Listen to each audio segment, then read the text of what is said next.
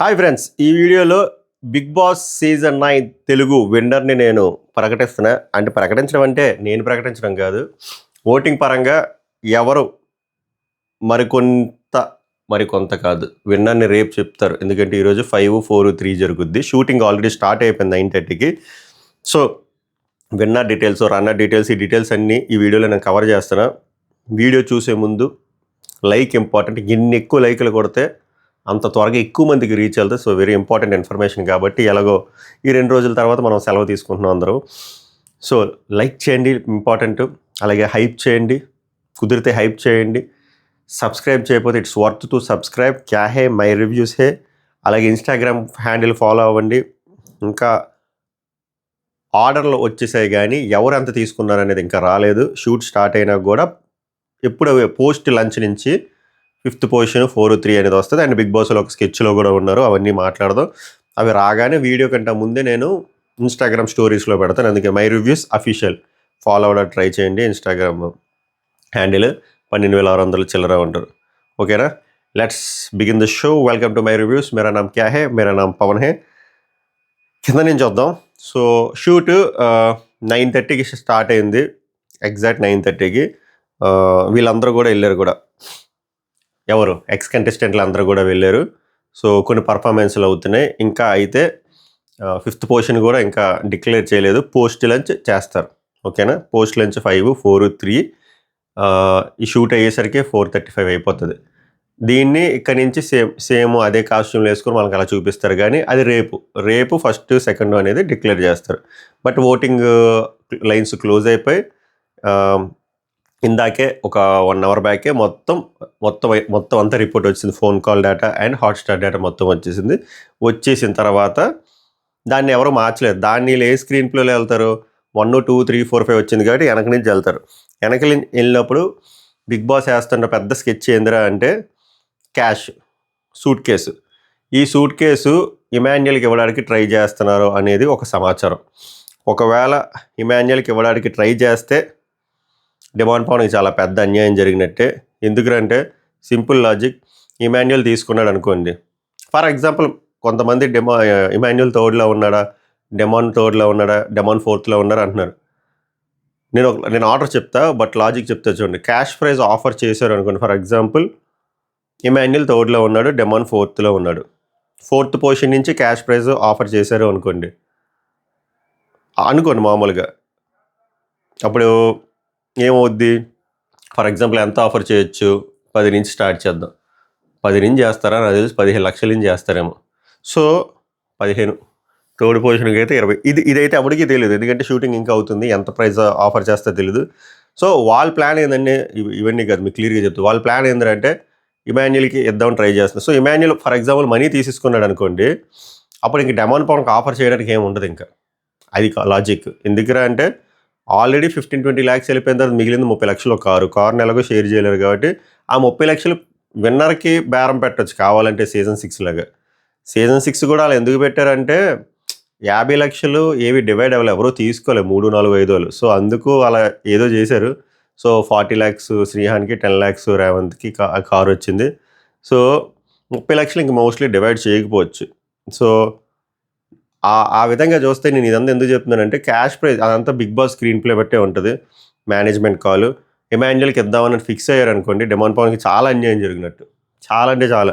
Demand Pawan 3rd పొజిషన్లో ఉన్న, 4th పొజిషన్లో ఉన్న అన్యాయమే.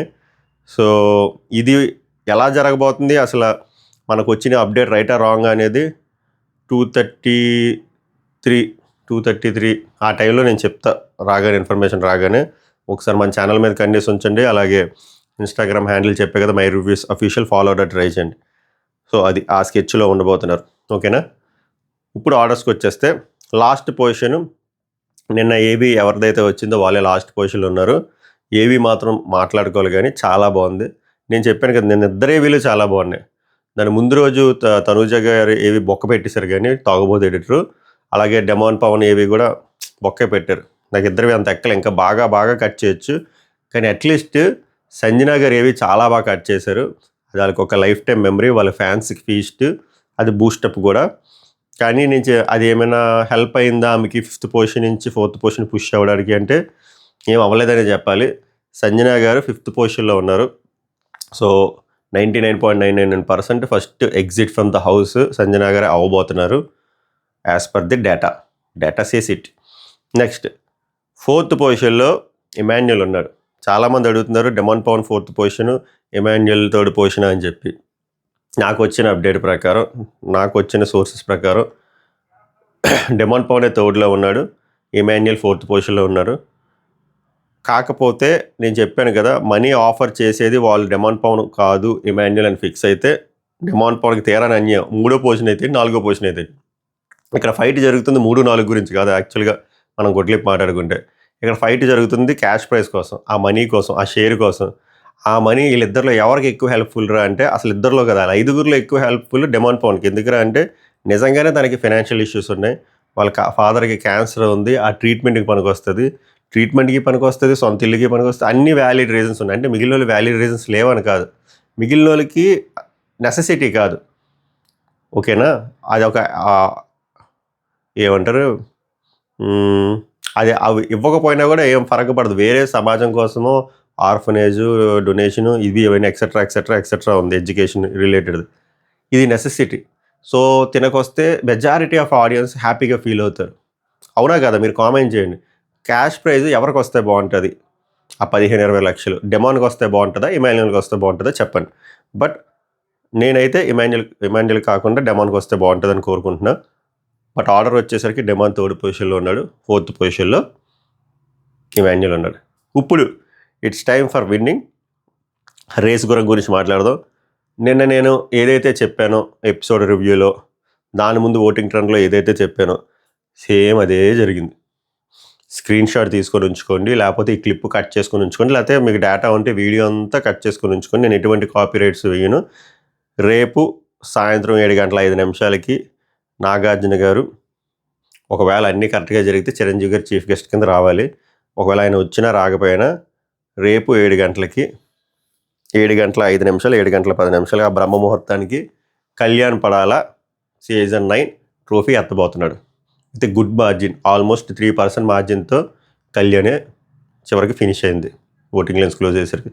So Kalyan Padala is going to pick season 9 Bigg Boss season 9 trophy. ఈసారి విన్నర్ కామనర్ సొంతం. అది తనూజకి కళ్యాణ్కి ఆల్మోస్ట్ 3% డిఫరెన్స్ వచ్చిందంట. So Tanuja runner-up, first position వచ్చేసరికి కళ్యాణ్ పడాల. ఓకేనా, ఇది మీకు అఫీషియల్గా రేపు 7 గంటలకు తెలుస్తుంది. ఓకే, అదిడే మ్యాటర్. కాకపోతే వీళ్ళు అగ్నిపరీక్ష 2 ప్లాన్ చేస్తున్నారంట. సో అగ్నిపరీక్ష 2 ప్లాన్ చేస్తే ఇది కామనర్లకి నష్టం అని ఎందుకు అన్నారంటే, లాజికల్గా ఆలోచించండి, బ్యాక్ టు బ్యాక్ విన్నర్లు అవుతారా? అవరు. సో బ్యాక్ టు బ్యాక్ విన్నర్లు అంటే బ్యాక్ టు బ్యాక్ కామనర్స్ ఎలా విన్ అవుతారు? నాకు తెలిసి అలా 90-99% అవ్వదు. సో నెక్స్ట్ అగ్నిపరీక్షలు నేను డిసప్పాయింట్ చేయట్లేదు, కానీ వాళ్ళకి మంచి బూస్టప్ ఉంటుంది, కెరియర్కి హెల్ప్ అవుతుంది, కానీ విన్నర్ అవ్వరేమో అని నా అభిప్రాయం. దానిపైన మీ స్పందన ఏం చెప్పండి. ఎందుకంటే ఇప్పుడు కామనర్ గెలిచి వెంటనే కామనర్ అంటే అవరేమో అనుకుంటున్నాను నేను. దానిపైన మీ స్పందన ఏం చెప్పండి. ఓవరాల్గా అయితే ఫస్ట్ పొజిషన్ అర్జునుడి సొంతం, సెకండ్ పొజిషన్ తనుజ గారికి అంకితం. అది క్యాష్ ప్రైజ్ అయితే మనకి ఇంకా క్లారిటీ లేదు, చెప్తున్నాను కదా. ఇది ఆర్డర్, వీళ్ళు ఎలా నడిపిస్తారు, ఎవరికి ఎంత డబ్బులు ఇద్దాము, ఎవరికి సూట్ కేసు ఇద్దాం, ఎవరికి కార్ ఇద్దాం, ఎవరికి నగలు ఇద్దాం అనేది వీళ్ళ చేతిలో ఉంటుంది స్క్రీన్ ప్లే. అది అస్సలు మనం గెస్ట్ చేయలేం. సో అది షూటింగ్ అవగానే చెప్తా. ఇదంటే రిపోర్ట్ కాబట్టి రిపోర్ట్ యాస్టీస్గా చెప్పాను, దాన్ని వాళ్ళు మార్చలేరు కాబట్టి. సో ఇది మ్యాటరు. మీ ఫేవరెట్ కంటెస్టెంట్ ఎవరు, ఈ రిజల్ట్ పైన మీ స్పందన ఏంటో కూడా కామెంట్ చేయండి. మళ్ళీ నెక్స్ట్ వీడియోలో కలుద్దాం. షూట్ అవ్వగానే వీడియో చేస్తా, దానికంటే ముందు ఇన్స్టాగ్రామ్లో స్టోరీ పెడతా. అందుకే ఇన్స్టాగ్రామ్ స్టోరీ ఫాలో అవ్వాలి అంటే, తెలియాలి అంటే మై రివ్యూస్ అఫీషియల్ ఫాలో అవ్వండి. సాకు నమస్కారం, ధన్యవాద్ హే.